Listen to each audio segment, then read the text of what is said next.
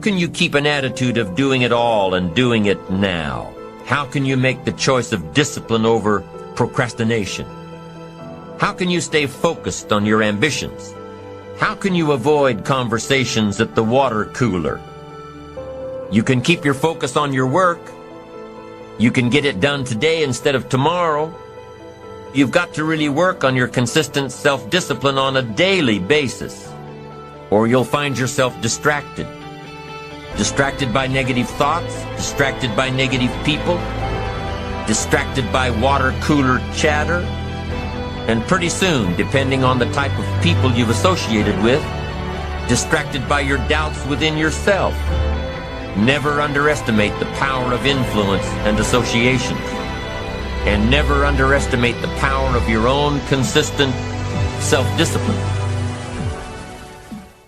As you know my story, I met someone when I was 25 years old. His name was Earl Schoaf, who dropped into my life at an extraordinary time. So, key phrase, timing has a lot to do with it, and who knows, part of the mystery of time, the timing. Part of the timing one I just had that experience that I've shared in other seminars when the Girl Scout knocked on my door. And I walked to the door, and she gave me the big pitch on the Girl Scout cookies, best organization in the world for girls. Got several flavors, time to buy the cookies, only $2. And with a big smile, she very politely asked me to buy. No problem, I wanted to buy. Big problem, I didn't have $2 in my pocket. And I didn't want to tell her that. So I did what I thought was next best. I lied to her. And I said, hey, look, I've already bought plenty of Girl Scout cookies. We've still got plenty in the house we haven't eaten yet. She said, oh, that's wonderful. Thank you very much. And she leaves. When she leaves, I say to myself, I don't want to live like this anymore. I mean, how low can you get lying to a Girl Scout? I mean, that's low down. I told myself that day, this will never happen to me again. One of those experiences. It's called like life-changing. I said, I'm going to search till I find better opportunities so my pocket won't be empty and the bank account won't be empty, and I won't be so far behind on my promises to my family. And it was shortly after that I meet Earl Schoaf, who taught me how to be wealthy, who taught me how to change my life. So who knows what the connection is, right? Someone says when the student is ready, the teacher will appear. You know, I don't know all the mystery of that. But anyway, it seems like some of those things uniquely happen. But it was Mr. Schoaf over a 5-year period before he died at age 49 who taught me some extraordinarily simple things. He only went to the 9th grade in school, never finished high school, never went to college, never went to university. So he put his ideas and his experiences in very simple language, which I think for me, you know, a kid from the farms of Idaho, that simplicity was so important. Because if it would have been technical, I'd have missed it. If it would have been mystic, I would have, backed away. But it was just basic, blunt, ABC, familiar stuff that I hadn't thought of before. And he did start to remind me, and those ideas changed my life. Mr. Schoaf was the one when I said, this is all they pay. He said, you've been working 6 years, Mr. Rohn, how come you're not doing better? And I said, this is all the company pays. He says, well, that's not true. I said, no, this is my paycheck. This is all the company pays. He said, no, this is all the company pays you. I thought, that's a new way to look at it, right? He said, doesn't the company pay 2, 3, 4, 5 times this amount to other people? And I said, well, yes. He said, well, then this is not all the company pays. It's all they pay you. And if you qualified, wouldn't your income grow 2, 3, 4, 5 times? I said, I suppose. So he said, we don't have to work on the company. We have to work on you. See, that was the beginning of what he called the phrase personal development. I told him things cost too much. He said, no, you can't afford them.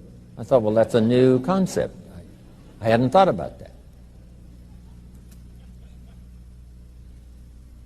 We put some of the valuable things on the high shelf, so you can't get to them until you qualify. If you want the things on the higher shelf, you've got to stand on the books you read. Every book you read, you get to stand a little higher so you can get the things on the higher shelf. See, I learned those concepts. It was so incredible. And here was the most important one. Success is something you attract by the person you become. See, that phrase changed my life. Success is something you attract by the person you become. Success is not something you pursue. It's like chasing a butterfly. You can't quite catch it. Success is something you attract by becoming an attractive person. See, those were new concepts to me. I'm just working hard trying to make a living. Here's what he said to me. This changed my life. I got a chance to teach this in Moscow and across Russia. 3 visits, now the 4th. Here's what Shof taught me. Profits are better than wages. Nobody taught me that in high school. Nobody taught me that. I went to 1 year of college. Nobody taught me. Profits are better than wages. Wages make you a living. Profits make you a fortune. And how could you work on both a living and a fortune? He said, well, you could start part-time working on your fortune while you're working full-time on your living. I thought, wow. Now, he said, it's fun to get up in the morning. Not just getting up, go to work to pay the rent, but to get up to go to work to make a fortune. First, to make a living for my family. Second, to make a fortune. And he taught me how to make both a living and a fortune. Guess what I did? I learned how to make both a living and a fortune. And I found out anybody could do it once they get the information. And at age 25, I started receiving this extraordinary information. Here's what he said. Your income is directly related to your philosophy, not to the economy. I thought, no one ever told me that. I kept hoping the economy would change. He said, no, your philosophy has to change. I assured him that I had my fingers crossed. He said, that won't help. Then what could I do to change my income and multiply it by...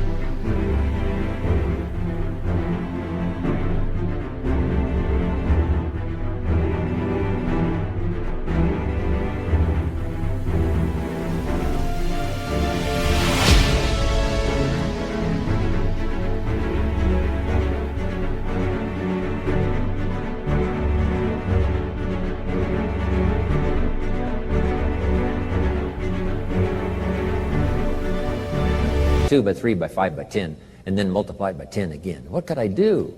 And he started giving me the disciplines and the process of learning the skills to change my life. This was an extraordinary man. Those were extraordinary times for me, life-changing in every manner that you can imagine, but very simple ABC concepts. Here's what I learned. Not to search for the exotic until you've discovered the basic. And those basic philosophies that he shared with me during that time were life-changing. And he called it personal development.